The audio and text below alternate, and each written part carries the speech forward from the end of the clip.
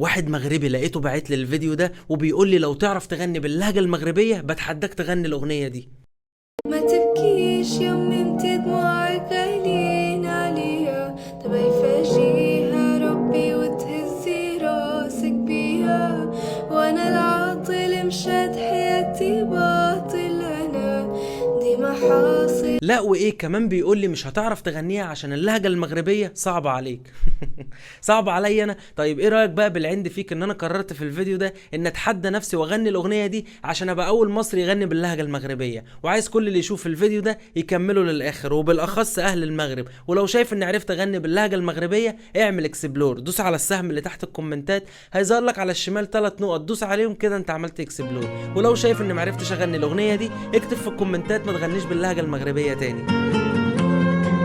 ما تبكيش اما انت دموعك غاليين عليا، ده بفاجئها ربي وتهزي راسك بيا، انا العاطل مشيت حياتي باطل، انا دي ما حاصل حتى في جيبي واحد